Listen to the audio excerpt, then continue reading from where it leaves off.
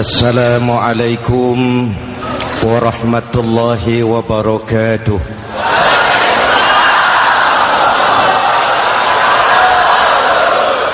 Alhamdulillahillazi ja'ala Ramadhana syahra siyami lil mu'minin. Wassalatu wassalamu ala asyrafil mursalin Sayyidina Muhammadin wa ala alihi wa sahbihi ajma'in, amma ba'du. Para ulama yang saya muliakan, para pejabat baik sipil maupun militer yang saya hormati, alhamdulillah malam ini atas izin Allah, mudah-mudahan yang kita laksanakan ini merupakan bagian dari amal ibadah kita di bulan suci Ramadan ini. Hadirin, reformasi terbesar adalah reformasi yang dilakukan oleh baginda Nabi besar Muhammad sallallahu alaihi wasallam. 23 tahun merombak satu bangsa biadab menjadi bangsa beradab, merombak umat yang terpecah belah menjadi umat yang bersatu, merombak masyarakat yang tenggelam dalam kemusyrikan menjadi umat yang bertauhid. Reformasi besar apa yang dilaksanakan oleh Rasul dan apa hubungannya dengan kita sekarang? Ini yang ingin saya sampaikan malam ini. Pertama, beliau melaksanakan reformasi akidah, membebaskan manusia dari kemusyrikan, menyelamatkan manusia dari ketergantungan kepada benda. 13 tahun beliau berjuang di kota Makkah hanya untuk menanamkan la ilaha illallah Muhammadur Rasulullah. Dari sana segalanya dimulai, meletakkan fondasi. Saya yakin tidak ada Tuhan selain Allah dengan seluruh konsekuensinya. Kalau saya yakin tidak ada Tuhan selain Allah, maka saya tidak akan menyembah kecuali hanya kepada Allah. Orang yang benar fondasinya, benar sujudnya. Jelas? Kalau saya yakin tidak ada Tuhan selain Allah, saya tidak akan minta rizki kecuali hanya kepada Allah. Orang yang benar fondasinya, jauh dari korupsi, jauh dari judi.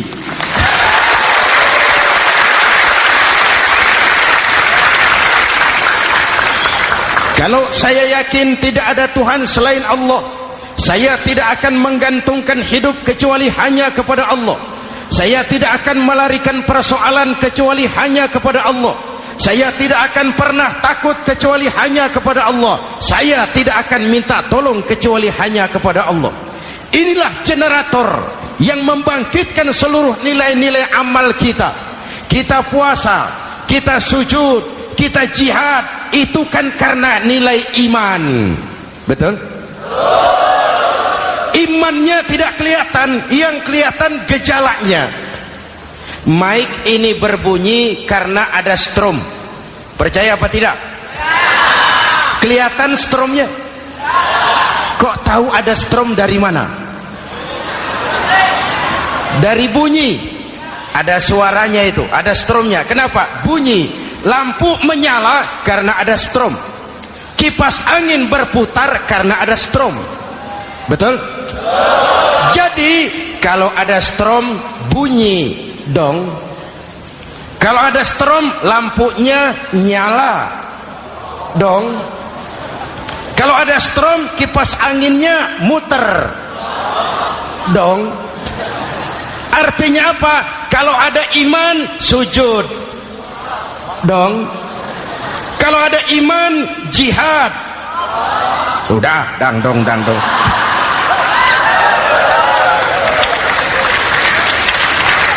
Seluruh amaliyah kita hanya refleksi dari nilai-nilai keimanan. Maka dimulai dengan fondasi. Kalau fondasi kuat, apapun yang mau dibangun aman.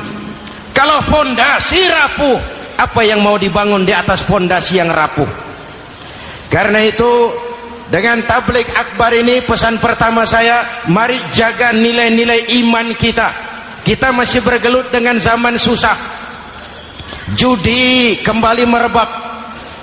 Narkoba meracuni remaja dan pemuda-pemudi kita. Padahal dua-duanya sumber segala macam kemaksiatan. Judi mendidik orang jadi malas. Dan sejarah belum pernah mencatat ada orang jadi kaya karena judi.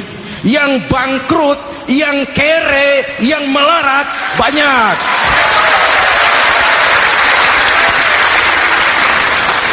Makanya saya bersyukur di sini nggak ada yang judi. Nggak ada, mana saya nggak lihat di sini. Entahlah kalau di luar sini.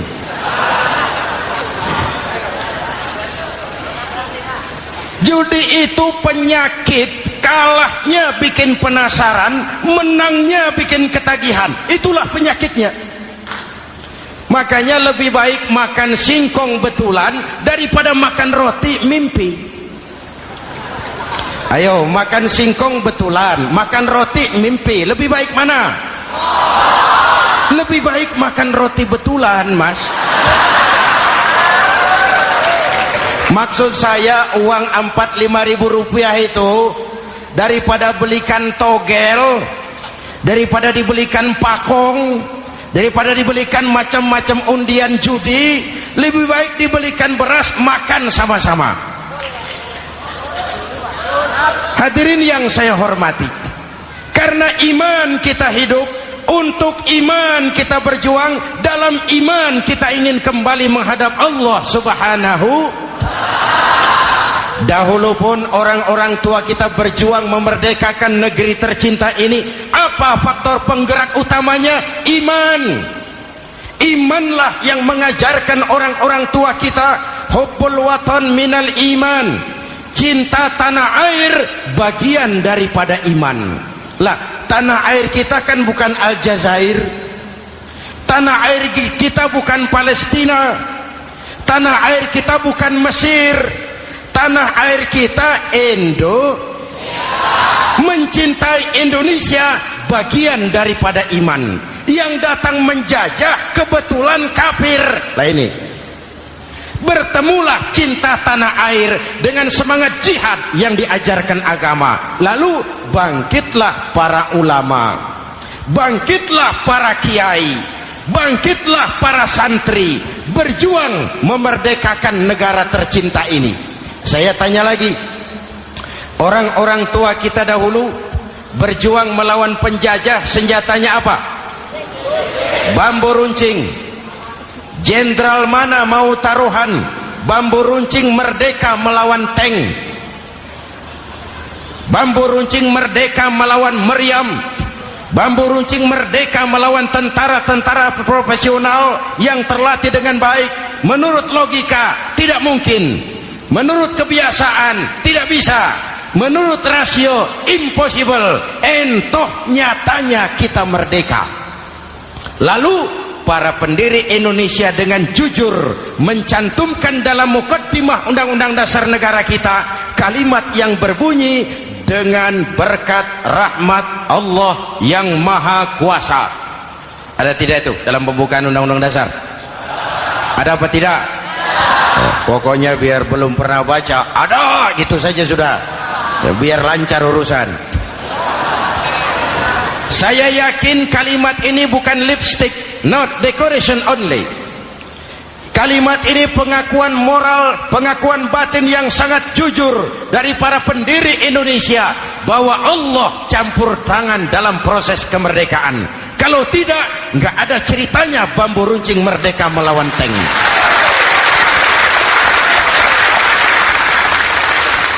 Kalau dulu iman untuk merebut kemerdekaan, sekarang iman untuk mengisi kemerdekaan. Betul? Betul? Karena itu jaga nilai-nilai iman. Jangan tidur. kita sudah berhasil melaksanakan pemilu, sidang umum MPR sudah digelar, pemerintahan baru sudah terbentuk. Itu kita pilih bersama, kita dukung bersama. Mendukung itu tidak harus selalu iya, kula nuwun sumuhun dawuh, kumaha juragan wae oke bos. Mendukung tidak harus selalu iya, mendukung juga memberikan saran, kritik, perbaikan. Kenapa? Di mana-mana di dunia ini kekuasaan cenderung mau menang sendiri, kekuasaan cenderung untuk korup.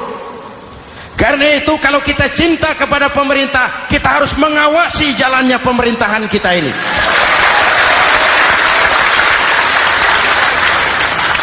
Pengalaman ketika Orde Baru berdiri, kita percaya, kita serahkan penuh, lalu kita tidur. Akhirnya kita jadi susah sendiri. Betul? Umat Islam tidak boleh jatuh dua kali di tempat yang sama. Hari ini lewat sini jatuh wajar, belum tahu barangkali. Besok lewat sini lagi jatuh lagi, goblok tenan gitu. Masa jatuh dua kali di tempat yang sama itu bagaimana? Hadirin yang saya hormati, nilai-nilai iman, intan paling mahal, mutiara paling berharga, tidak lain nilai iman. Imanlah yang menyebabkan kita gembira menyambut datangnya Ramadan, menyingsingkan lengan baju, menghamparkan sajadah, melakukan pendekatan yang intens kepada Allah. Kenapa? Kita mengerti nilai Ramadan. Tempo hari saya berikan contoh. Di tangan kanan saudara ada berlian, harganya 50 juta. Di tangan kiri saudara ada rumput seikat. Berlian dan rumput ini taruh di depan kambing. Kira-kira mana yang diambil kambing? Rumput, dasar kambing. Kambing tidak ngerti nilai berlian. Padahal kalau kambing sedikit mau pakai otak. Kalau berlian yang saya ambil, kata kambing, lalu saya bawa ke pasar, kemudian saya jual, harganya 30 juta, lalu dibelikan rumput, dapat rumput sekabupaten. Tapi kambing tidak ngerti nilai berlian. Yang kambing tahu cuma rumput. Kenapa? Hidup kambing cuma melayani perut. Maka kata Imam Ali karramallahu wajhah, orang yang hidupnya hanya untuk melayani perut,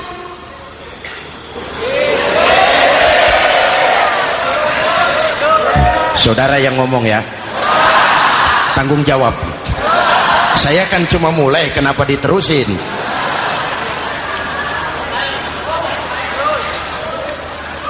Hadirin yang saya hormati, jaga iman baik-baik, wariskan kepada anak-anak kita. Mereka harapan kita semua.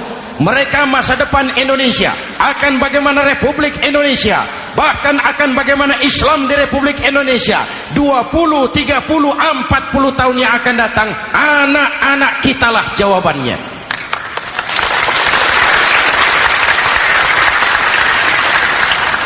Mereka mau jadi apa, persilahkan, asal iman merupakan landasan hidupnya.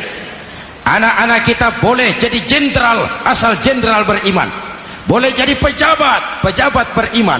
Jadi pengusaha, pengusaha beriman. Kalau iman landasannya aman. Jadi pengusaha, pengusaha beriman, insya Allah timbangannya tidak curang, ekonomi lancar, masyarakat tenang. Jadi petani, petani beriman, insya Allah tidak menggarap tanah yang bukan miliknya.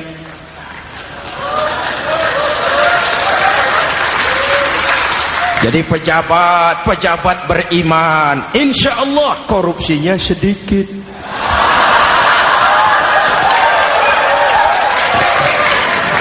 Jadi jenderal, jenderal beriman, insya Allah berjuangnya bersama ulama, bukan nangkepi ulama.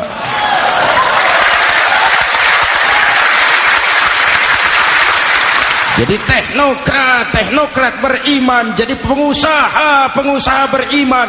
Jadi seniman, seniman beriman. Jadi maling.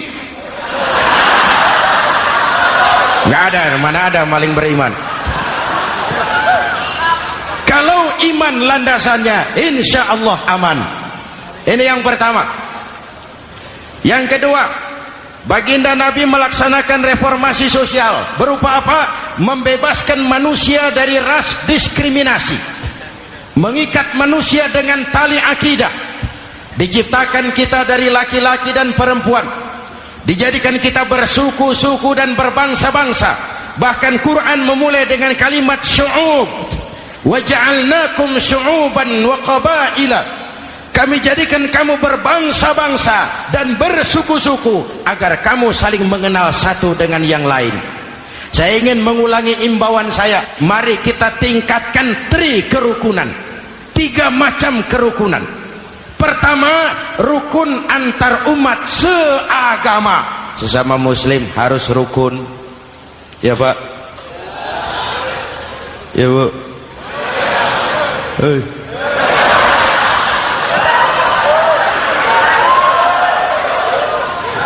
Malam ini saya tidak merasa sebagai tamu di sini. Saya hanya keluarga di tengah-tengah keluarganya.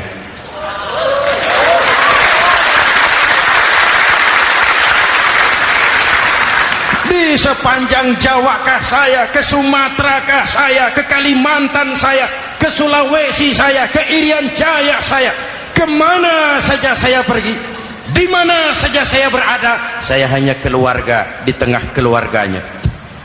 Sebagai muslim kita terikat akidah. Sebagai bangsa kita punya komitmen. Kita ingin bersatu nusa, satu bangsa, satu. Inilah kita. Hadirin yang saya hormati, rukun antar umat seagama. Hura-hura pemilu sudah lewat, ekses-eksesnya harus kita hilangkan. Boleh jadi kemarin-kemarin karena berbeda kaos sama teman gak teguran. Yang sudah-sudah, yang penting sekarang ke depan. Sudah capek kita rakyat diobok-obok.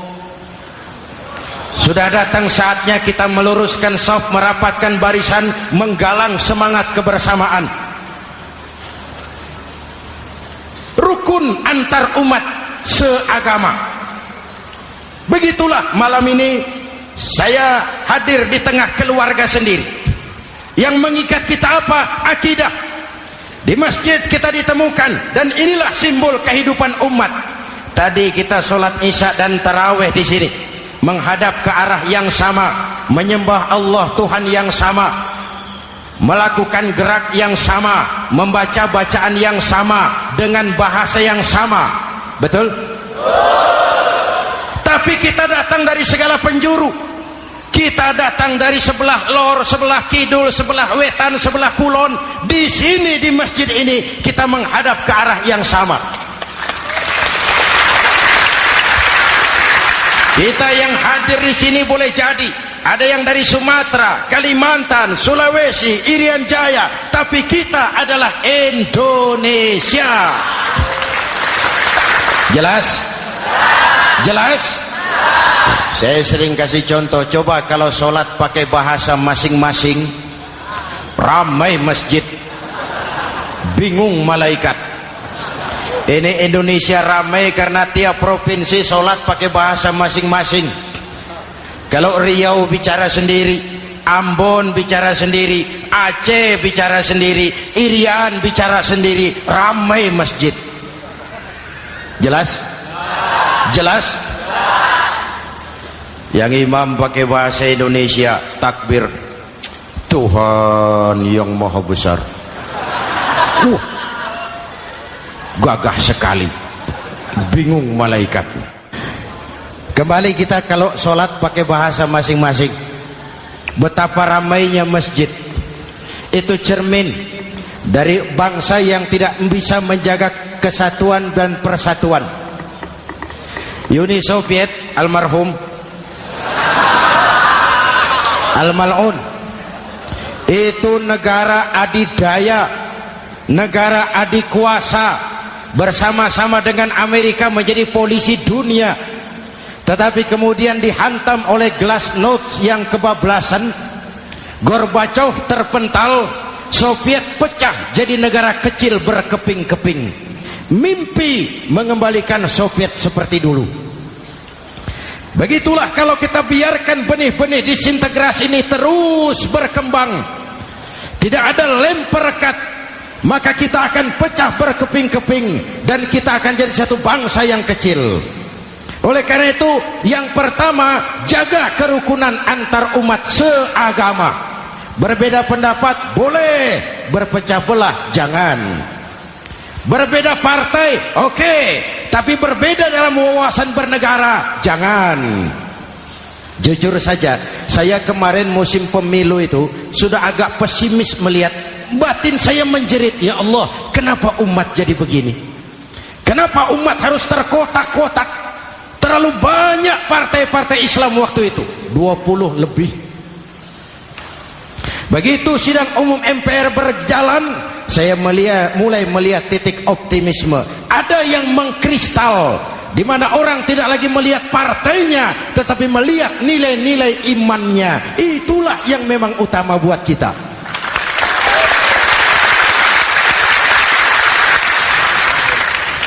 Ini yang pertama, rukun antar umat seagama. Yang kedua, rukun antar umat beragama. Beberapa hari yang lalu ada kejadian yang mengenaskan di Jakarta Timur, Cipayung. Peristiwa penyerbuan Yayasan Dolos. Hadirin yang saya hormati, kita tentu menyesalkan kejadian itu. Kita tidak bisa menyetujui tindakan main hakim sendiri. Kita berharap pemerintah bukan hanya bisa menangkap pelakunya, tapi juga yang tidak kalah pentingnya mengusut akar permasalahannya. Kenapa itu terjadi? Kalau cuma pelakunya yang ditangkap, akar permasalahannya tidak selesai, saya khawatir terulang lagi di tempat lain. Inilah yang terpenting, menjaga kerukunan antar umat beragama, saling menghormati, saling menghargai. Jangan melakukan kamuflase, jangan melakukan tindakan-tindakan yang rawan dan peka. Misalnya umat Islam membangun masjid di tengah perkampungan orang Kristen, padahal tidak ada Islamnya di situ. Itu bisa menimbulkan kerawanan.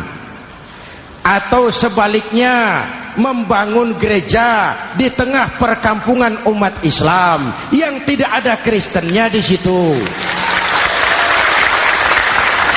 Atau sebaliknya, mereknya kegiatan sosial, mereknya kegiatan kemanusiaan, tapi isinya penyebaran agama kepada orang yang sudah beragama.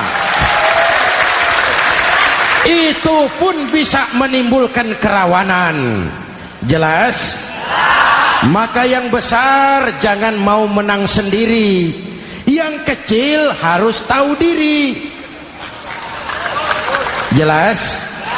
Mari saling menghormati, mari saling menghargai dalam batas lakum dinukum. Menangkap pelakunya penting, mengusut akar permasalahannya itu pun tidak kurang pentingnya. Hadirin yang saya hormati, Islam agama toleran, baik dari prinsip ajarannya maupun dari sikap umatnya. Islam agama yang rahmatan lil alamin. Kita punya kewajiban untuk membuktikan bahwa Islam bukan merupakan ancaman. Islam adalah alternatif. Islam adalah solusi. Islam bukan ancaman. Yang hadir di sini bukan perusuh, bukan umat biang kerok. Ini umat yang cinta damai.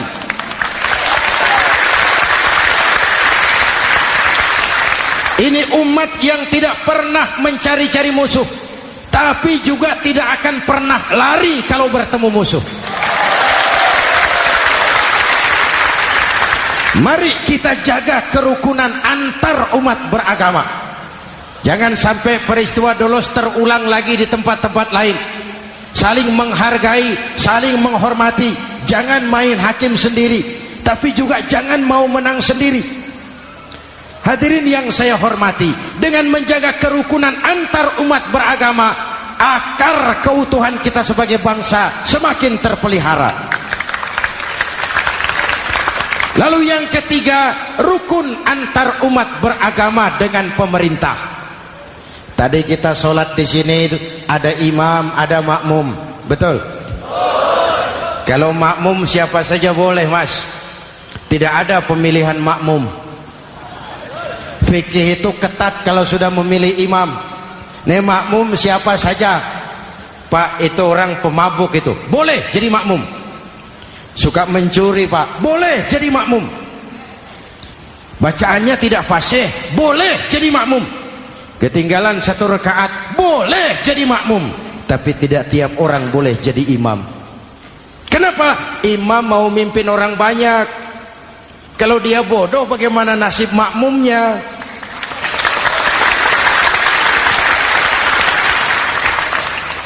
Ada karikatur di Medan, pernah kejadian anak kecil disuruh sholat sama ibunya. Nak, sholat kau. Ah, aku tak pandai sholat, mak. Si Ucok rupanya ini.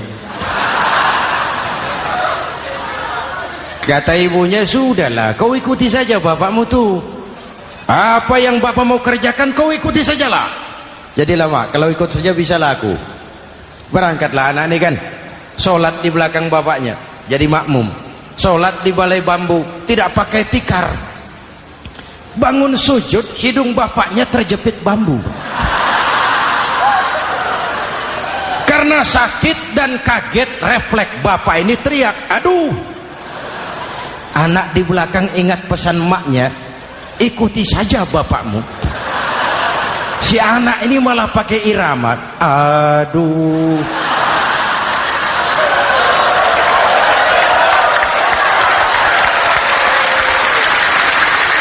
Lah, ada yang lebih gendeng lagi. Mendengar anaknya mengaduh, bapaknya menoleh ke belakang. Kata bapaknya, kau kejepit juga, Cok, katanya. Sholat jadi ngobrol. Kalau makmum dan imam sama bodohnya, rusak sholat ini.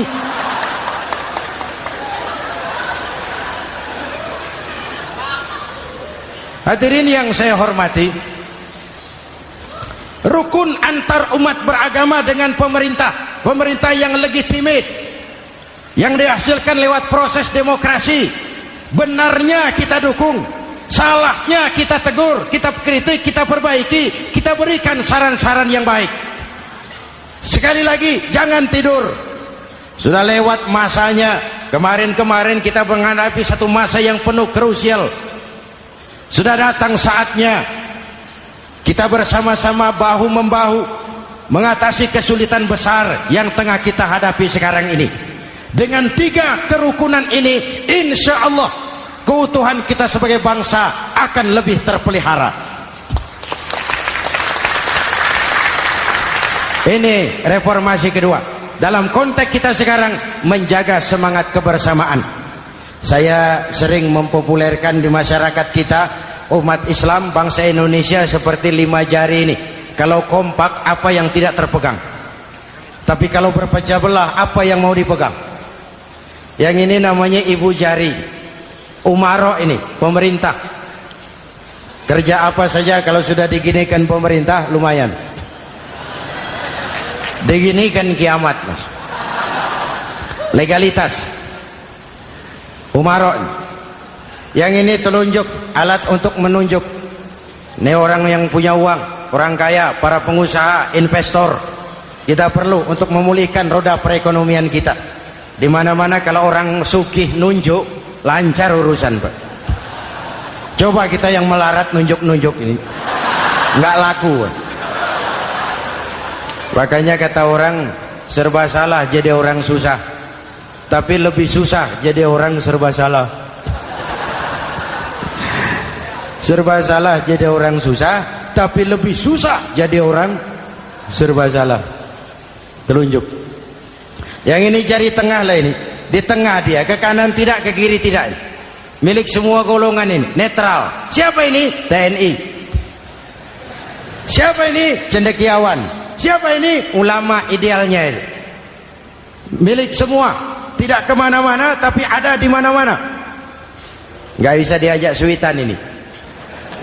Gak ada anak-anak main kelereng suitnya begitu, itu gak ada.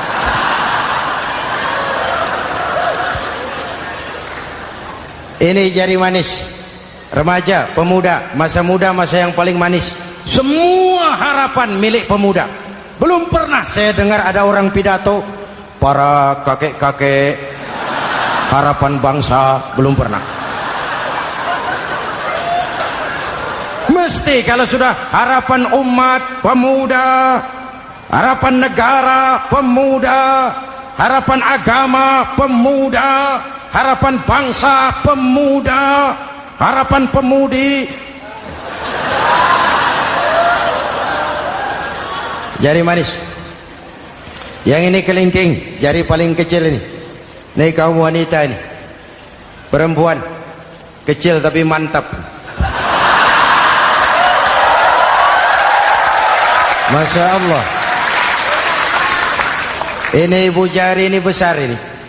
Sweet ketemu kelingking, kalah ibu jari ini. Di mana-mana kekuasaan sering kalah sama perempuan. Siapa yang mendorong-dorong Nabi Adam memetik pohon buah khuldi? Kelingking. Kelingking. Kelingking. Julius Caesar tunduk kepada Cleopatra. Siapa Cleopatra? Kelingking. Napoleon, singa daratan Eropa, the Lion of Europe, luas kekuasaannya, hebat tentaranya, bertekuk lutut di bawah kaki Margaret Josephine. Kelingking. Hadirin yang saya hormati, kalau 5 pilar ini bersatu, ringan sama dijinjing, berat sama dipikul, kita akan jadi satu bangsa yang kuat. Jelas? Jelas? Dengan Ramadan, dengan tabligh akbar malam ini, mari kita jaga semangat kebersamaan. Saya selalu mengingatkan, sekarang lebih banyak tukang kompor daripada tukang lem. Lebih banyak tukang kompor daripada tukang lem. Hangati sana, sulut sini, bakar sana, panasi sini. Terbakar kita, dia lari tepuk tangan, dan kita yang rugi.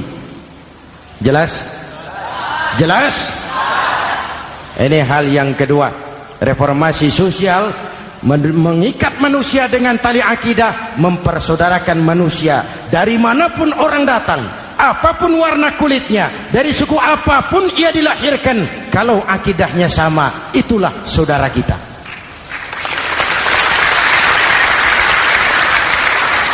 Kembangkan terus kerukunan antar umat seagama, antar umat beragama, dan antar umat beragama dengan pemerintah. Muslim bagaikan satu tubuh. Jikalau yang satu sakit, yang lain ikut merasakan sakit. Muslim bagaikan sebuah bangunan, yang satu sama lain harus saling memperkuat. Ada yang jadi tiang, tentu. Ada yang jadi pintu, memang. Ada yang jadi genteng, iya. Tapi satu sama lain harus saling memperkuat. Tidak bisa genteng ngomong sama tiang. Kata genteng, saudara tiang, kamu sih enak. Saya setengah mati, kata genteng. Hujan kehujanan, panas kepanasan, kadang-kadang anak-anak nakal saya dilontari batu, kata genteng. Yang jadi tiang ngomong lagi, kata tiang, saudara genteng, jangan sembarangan kalau ngomong. Kamu kira kamu bisa nongkrong di atas? Itu gara-gara siapa, genteng? Aku yang topang dari bawah, kata tiang. Kamu jadi anggota DPR, jadi anggota MPR, jadi pejabat, kami rakyat yang angkat.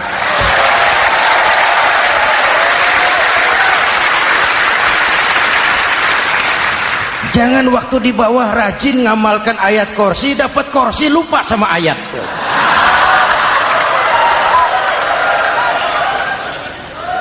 Mari ringan sama kita jinjing, berat sama kita pikul, duduk ya kita sama rendah, berdiri kita sama tegak. Tidak ada warga negara kelas 1 di Republik ini. Ini reformasi kedua. Yang ketiga, reformasi menegakkan keadilan, menyelamatkan manusia dari kezaliman. Sebelum Islam datang, sebelum Rasul datang, manusia dibedakan oleh hartanya, manusia dibedakan oleh warna kulitnya, manusia dibedakan oleh keturunannya. Beliau dengan tegas mengajarkan, innallaha la yanzuru ila suwarikum wala ila amwalikum walakin yanzuru ila qulubikum wa a'malikum. Allah tidak melihat potonganmu, Allah tidak melihat hartamu. Yang Allah lihat itu hatimu dan amal perbuatan.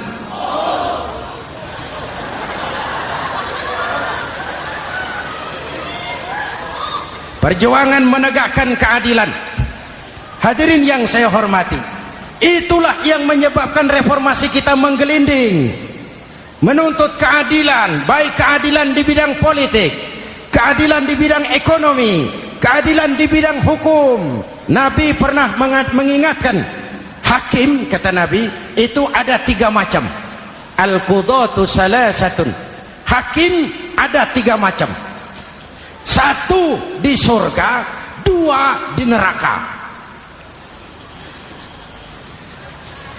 Hadirin yang saya hormati, siapa yang hakim ke surga itu? Ada hakim yang tahu tentang kebenaran, lalu siap melaksanakan kebenaran itu, menghukum dengan kebenaran apapun resikonya, walaupun dimusuhi atasannya, walaupun bertentangan dengan nuraninya, karena itu orang yang dia sukai, tapi dia tetap melaksanakan hukum. Hakim yang mengerti tentang kebenaran sesuatu lalu melaksanakan hukum dengan kebenaran itu yang akan sampai ke surga.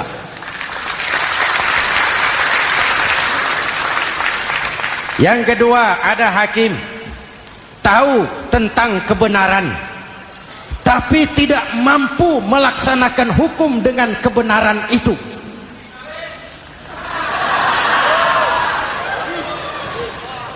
Tahu sesuatu itu benar tetapi tidak punya nurani untuk membela kebenaran, mengetahui kebenaran tapi tidak berdaya untuk memperjuangkan kebenaran. Akhirnya hukum dikebiri, yang salah jadi benar, yang benar jadi salah. Itulah realita yang kita rasakan selama ini. Yang baca Quran dengan suara merdu dapat piala, yang mengamalkan Quran dengan konsekuen dapat penjara, yang berteriak-teriak menegakkan keadilan dianggap aneh, yang korupsi habis-habisan hidup terhormat.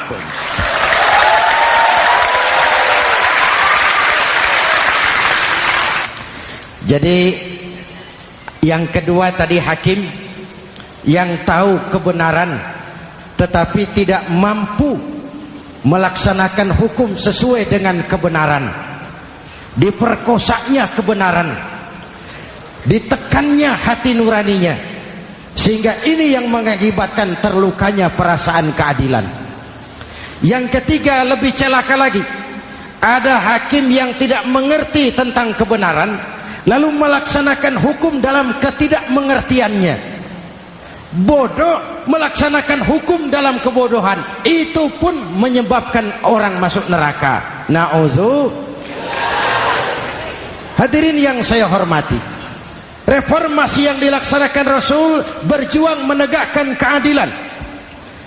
Setelah membebaskan manusia dari ras diskriminasi, an-nas kulluhum li Adam wa Adam min turab, la fadla li arabiyyin ala ajamiyyin illa bitaqwa. Seluruh manusia berasal dari Adam. Adam diciptakan dari tanah, dan tidak ada kelebihan Arab dengan yang bukan Arab kecuali dengan takwanya. Nah, saya masih ingat sebuah cerita. Mau dengar? Mau dengar? Pada waktu Umar bin Khattab radhiyallahu anhu menjadi khalifah, menjadi Amirul Mukminin, itu yang jadi gubernur di Mesir adalah Amr bin As. Satu saat Amr bin As ingin mendirikan masjid, tapi tanah lokasi masjid itu milik orang Yahudi. Ada gubuk di situ. Dipanggil Yahudi ini oleh Amr bin As. Saudara Yahudi, iya. Itu rumahmu ya? Iya. Sudah tahu belum? Belum. Ya memang saya belum kasih tahu. Begini, kamu bangun sembarangan saja, rumahmu kena jalur hijau itu. Lalu saya mau bangun masjid di situ. Ya tapi ada rumah saya, Pak. Sudahlah, rumahmu saya bayar, saya beli. Enggak mau, Pak. Rumah saya cuma itu-itunya. Saya bayar 2 kali lipat. Enggak mau, Pak. Enggak mau. Sudahlah, saya ganti rugi. Ya, enggak mau, Pak. Namanya juga ganti rugi, Pak. Biar digantikan tetap rugi. Mangkel Amr bin As ini wong cilik kok bertingkah amat. Si amat aja enggak bertingkah. Panggil kamtib. Hei, gusur. Ditarik rumah Yahudi ini, ambrol. Menitiskan air mata si Yahudi di sudut kehidupan. Begini wong cilik ini, sudah jatuh tertimpa tangga. Rumah cuma sak gubuk-gubuknya diderek oleh petugas. Pikir-pikir Amr bin As kan cuma gubernur, di atasnya kan masih ada khalifah Umar bin Khattab. Saya mau lapor ke pusat. Berangkat Yahudi ini dari Mesir menuju Madinah. Berhari-hari berjalan, sambil berpikir, ini nanti kalau saya laporan kepada khalifah, apa pengaduan saya diterima? Wong saya rakyat kecil, lagian Yahudi, sementara yang menggusur saya ini gubernurnya sendiri. Terus dia berjalan sampai di kota Madinah. Lewat tengah hari dia mulai cari-cari. Ada orang, ketemu orang sedang tidur di bawah pohon kurma. Selamat siang, Pak. Siang. Saya mau numpang tanya, Pak. Tanya apa? Bapak tahu Khalifah Umar bin Khattab? Tahu.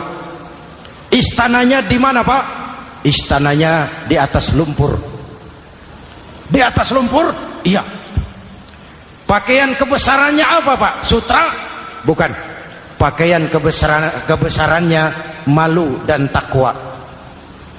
Pengawalnya banyak, Pak. Banyak? Berapa peleton?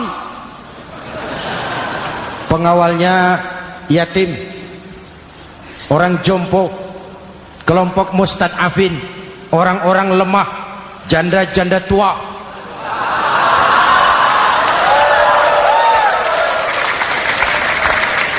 Itu pengawalnya. Pakaian kebesarannya malu dan takwa. Pengawalnya orang-orang lemah, tidak berdaya. Kok begitu, Pak? Begitulah Umar bin Khattab. Orangnya sekarang di mana, Pak? Di depan kamu. Jadi Bapak, iya. Bapak, iya. Saya Umar. Ada apa, Mas? Oh, yang datang dari Semarang waktu itu. Gini loh, Pak, saya mau menuntut keadilan. Keadilan kenapa? Gubernur Bapak Amr bin As itu, Pak, zolim. Kenapa dia? Gubuk saya main tarik saja, runtuh. Saya nggak punya rumah lagi, wong saya ini golongan makmur, cuma rumah sama sumur. Lalu untuk apa? Katanya dia mau bangun masjid di situ, Pak. Dipaksanya rumah kamu ditarik sampai runtuh. Iya. Yahudi? Ya, Pak. Itu ada tempat sampah ya. Betul, Pak. Di situ banyak tulang unta. Coba kau cari satu tulang unta bawa ke sini. Bingung Yahudi. Pak, saya jauh-jauh dari Mesir ke sini ini mau cari keadilan. Kalau tulang unta di Mesir juga banyak, Pak. Sudahlah, kau ambil saja tulang itu. Berangkat Yahudi penuh tanda tanya, ambil sebuah tulang unta, diberikan kepada Khalifah Umar bin Khattab.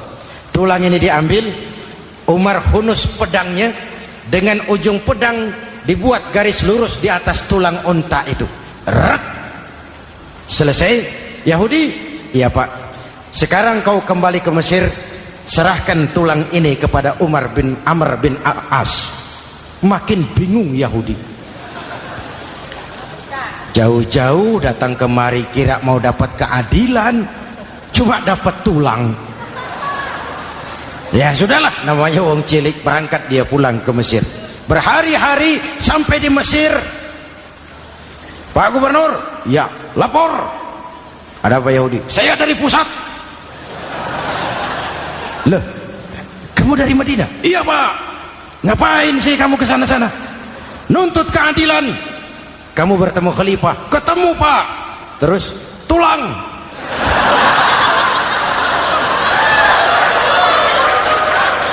Ini loh Pak, salam dari beliau, tulang. Apa maksudnya? Aku nggak ngerti lah itu Pak. Go rene. Diambil tulang itu. Amr bin As melihat ada garis lurus dengan ujung pedang, gemetar badannya, keringat bercucuran. Kepala proyek dipanggil.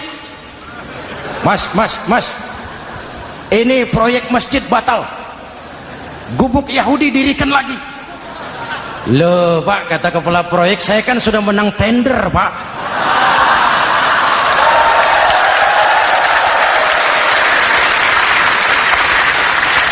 Wes, nggak ada urusan, sampean mau menang mau kalah tender, proyek batal. Itu gubuknya Yahudi dirikan lagi. Yahudi makin bingung. Ada gubernur dapat tulang gemetar. Pak Gob, ya, sebenarnya apa yang terjadi? Apa-apa. Kamu sedikit-sedikit main pusat.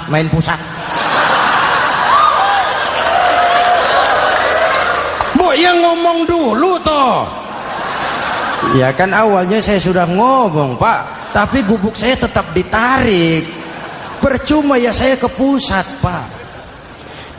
Saya dapat teguran keras dari Khalifah. Tahu kau apa artinya ini? Seolah beliau berkata, "Hei Amr bin As, jangan mentang-mentang sedang berkuasa kau bertindak seenakmu. Berlaku lurus dan adillah kamu seperti lurusnya garis di atas tulang ini."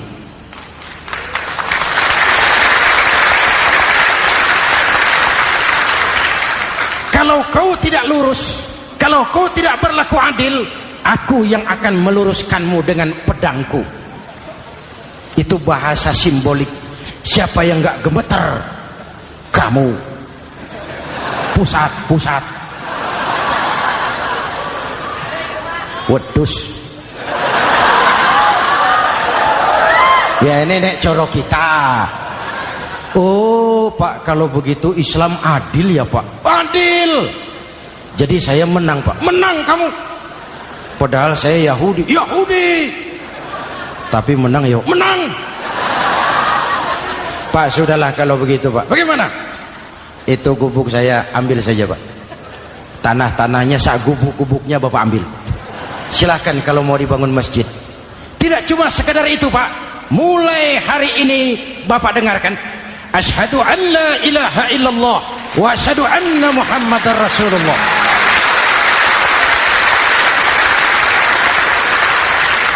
Yahudi bisa menang perkara menghadapi gubernur.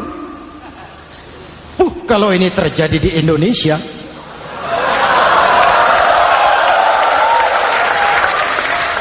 amin. Oke, lalu siapa pemimpin adil itu? Setiap kita kan pemimpin. Presiden, pemimpin di negaranya. Gubernur, pemimpin di provinsinya. Bupati, pemimpin di kabupatennya. Pak Camat, pemimpin kecamatannya. Pak Lurah, pemimpin di kelurahannya. Suami, pemimpin di rumah tangganya. Anak muda, pemimpin bagi dirinya. Dan setiap kita akan dimintakan tanggung jawab. Anak muda pemimpin buat dirinya, nanti diminta tanggung jawab. Kakimu kau bawa jalan kemana?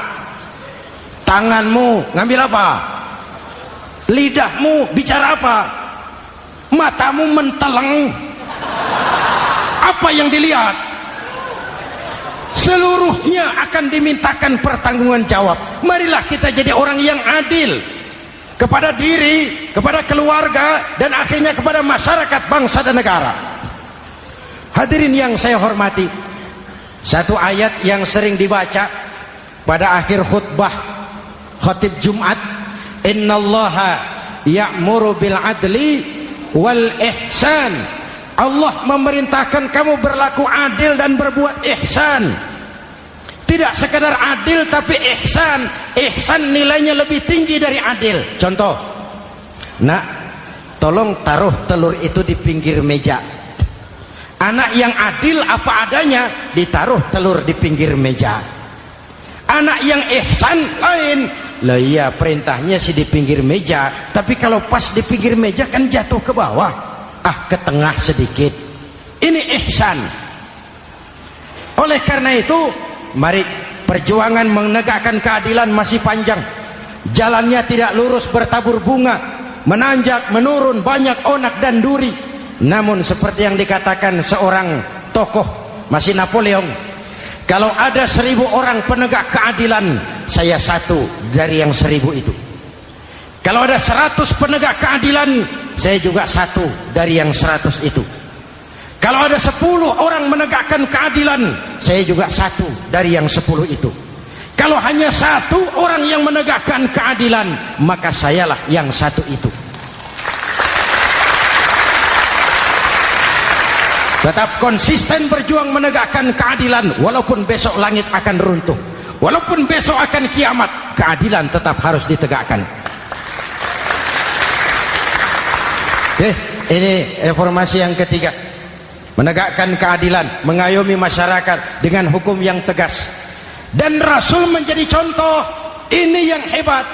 Misalnya beliau berkata, "Wallazi nafsi biyadihi, law anna Fatimah binti Muhammadin sarqat, laqata'a Muhammadun yadaha." Demi Allah, andai kata Fatimah putri Muhammad mencuri, jangan orang lain, Muhammad sendiri yang akan memotong tangannya. Hukum berwibawa, masyarakat terlindungi. Kenapa? Nabi jadi contoh. Jelas? Beliau mengajarkan orang beramal. Kepada putrinya beliau mengatakan apa? I'mali ya Fatimah, i'mali, fa inni la ughni anki minallahi syai'a. Fatimah, beramal kau. Fatimah, beramal kau. Fatimah, solat kau. Fatimah, puasa kau. Fatimah, zakat kau. Fatimah, haji kau. Kalau kau tidak beramal Fatimah, aku ayahmu Rasulullah tidak akan sanggup membelamu di akhirat nanti. Ini keadilan. Tidak mentang-mentang putri kesayangan Nabi lalu sudah Fatimah kamu nggak sholat nggak apa-apa, nanti di akhirat ada papi. Jauh dari semangat nepotisme. Putri beliau sendiri ditekankan, i'mali ya Fatimah, fa inni la ughni anki minallahi syai'a. Beramal kau Fatimah, kalau kau tidak beramal, aku ayahmu tidak akan sanggup membela kamu di akhirat nanti. Inilah inti dari nilai keadilan. Jauh dari nepotisme, apalagi kolusi. Hadirin yang saya hormati, lalu saya masuk kepada yang keempat. Reformasi keempat yang dilaksanakan oleh baginda Rasul, menyelamatkan manusia dari gaya hidup sekuler, menyelamatkan manusia dari gaya hidup materialis, mengajarkan keseimbangan. Ada hidup sesudah mati, ada akhirat sesudah dunia. Betul? Betul? Kalau saja tidak ada hidup sesudah mati, kalau saja tidak ada akhirat sesudah dunia, persilahkan hiduplah saenake, nek perlu saenake udelmu dhewe. Sayang. Ada hidup sesudah mati, ada akhirat sesudah dunia. Ini semua calon-calon jenazah.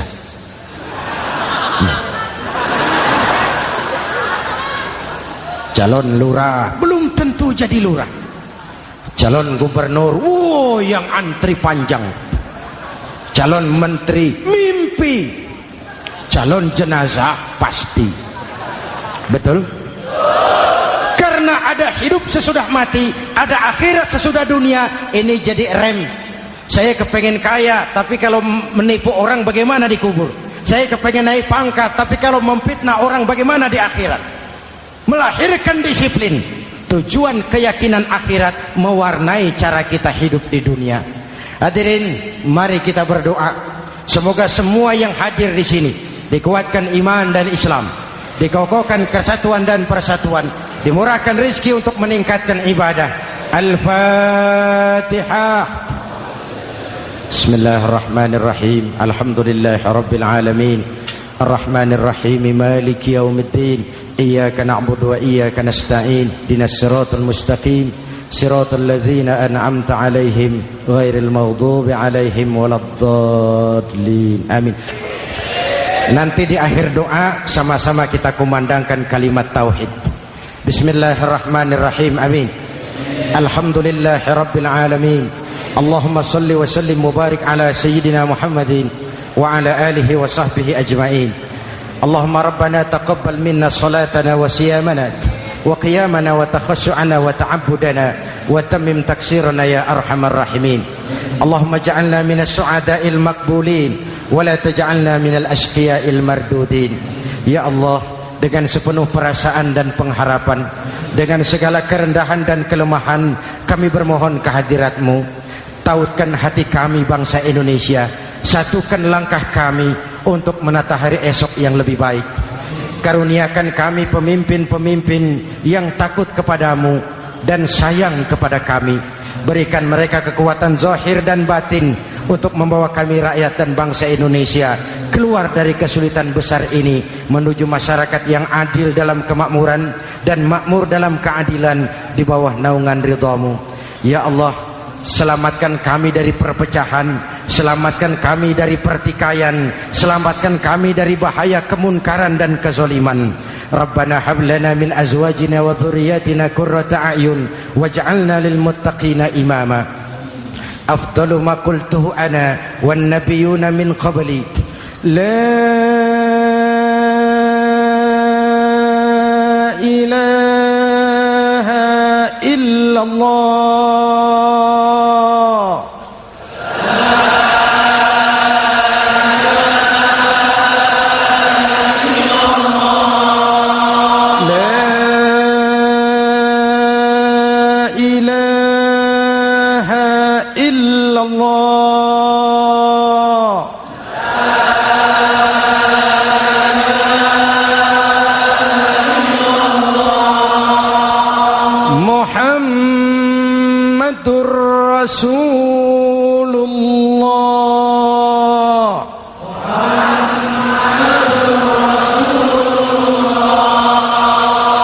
آمين. صلى الله عليه وآله وسلم. كلمة حق عليها نحيا وعليها نموت وعليها نبعث إن شاء الله من الآمنين. ربنا آتنا في الدنيا حسنة وفي الآخرة حسنة وقنا عذاب النار. وآخر دعوانا أن الحمد لله رب العالمين.